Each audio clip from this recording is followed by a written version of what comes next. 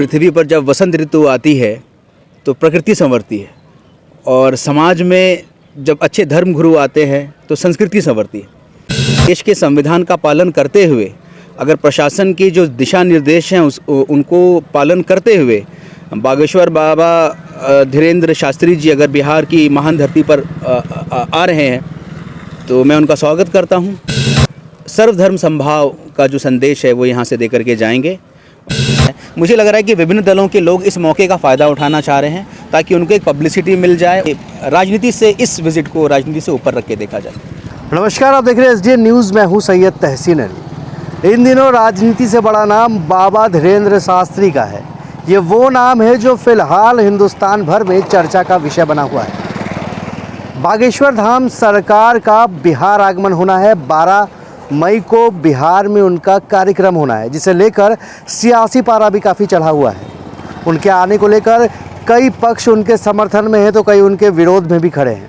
ऐसे में इस वक्त हमारे साथ मौजूद हैं राष्ट्र लोक जनशक्ति पार्टी के राष्ट्रीय सचिव अली शादाब हमारे साथ मौजूद हैं। हम उनसे बात करेंगे। बाबा बागेश्वर सरकार का बिहार आगमन है, जिसे लेकर सियासी पारा भी काफ़ी चढ़ा हुआ है। आपकी पार्टी की क्या राय है इसमें?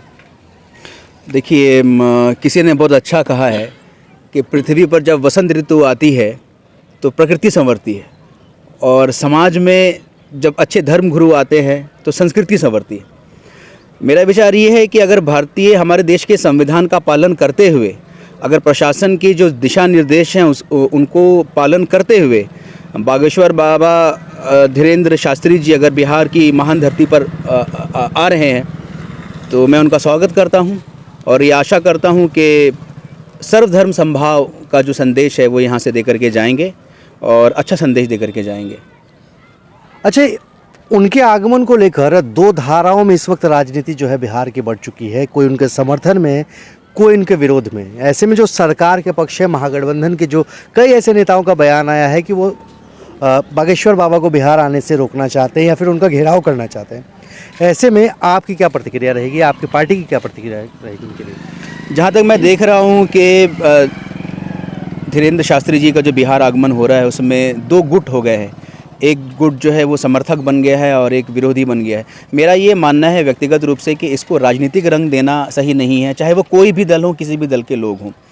उसका एक कारण मुझे ये, जो विरोध में जो लोग बोल रहे हैं, मुझे एक कारण ये भी समझ में आता है कि बागेश्वर बाबा धीरेन्द्र शास्त्री जी के कुछ बयान जो पहले उन्होंने दिए हैं वो एक धर्म समुदाय के एक विशेष धर्म के विरुद्ध भी उन्होंने बयान दिए हैं, एक समुदाय विशेष के विरुद्ध भी उन्होंने कुछ बयान दिए हैं।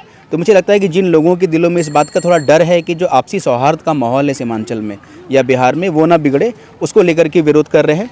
जैसा कि भारत रत्न और हमारे संविधान निर्माता बाबा साहेब अम्बेडकर जी ने कहा था कि जो धर्म स्वतंत्रता, समानता और बंधुत्व सिखाता है वही सच्चा धर्म है।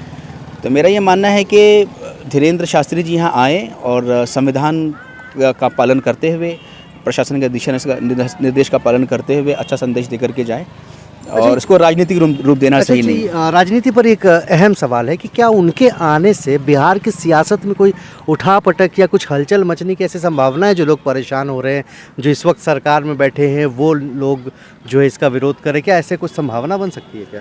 नहीं, मुझे नहीं लग रहा है। जब तक कि धीरेन्द्र शास्त्री जी खुद से किसी पार्टी विशेष को समर्थन नहीं देते हैं या खुल करके बयान नहीं आता है, मुझे लग रहा है कि विभिन्न दलों के लोग इस मौके का फ़ायदा उठाना चाह रहे हैं ताकि उनको एक पब्लिसिटी मिल जाए, उनका नाम जो है मीडिया में और समाचार पत्रों में आ जाए और उनकी पार्टी को कुछ फ़ायदा हो जाए। मेरा व्यक्तिगत रूप से ये मानना है कि राजनीति से इस विजिट को राजनीति से ऊपर रख के देखा जाए। बिल्कुल, हमारे साथ मौजूद थे अली शादाब, जो बता रहे थे कि धीरेन्द्र शास्त्री के बिहार आगमन को लेकर जो भी सियासी घमासान जारी है उसे सियासत से ना जोड़कर एक धर्मगुरु की तरह देखना चाहिए और बिहार में उनका स्वागत होना चाहिए, जैसे इनका मानना है। अगर यहाँ पर वो संविधान के अंतर्गत आकर जो उनकी गाइडलाइंस है उसके तहत प्रशासनिक देखरेख में वो आए, जिस तरह धर्मगुरु के तौर पर आते हैं प्रचार करने के लिए, अपनी बातों को रखने के लिए, सामाजिक सौहार्द को बनाने के लिए, अगर उस रूप में आ रहे हैं तो उनका बेशक स्वागत होना चाहिए। और सियासी चेहरे जो भी इस वक्त उनके नाम पर बयानबाजियां कर रहे हैं, उन्हें इन चीज़ों को, धीरेन्द्र शास्त्री को सियासत से दूर रखना चाहिए और उन्हें सिर्फ एक धर्मगुरु की तरह देखना चाहिए। एसडीएन न्यूज़ पर खबरों का सिलसिला जारी है, बने रहिए हमारे साथ। नमस्कार।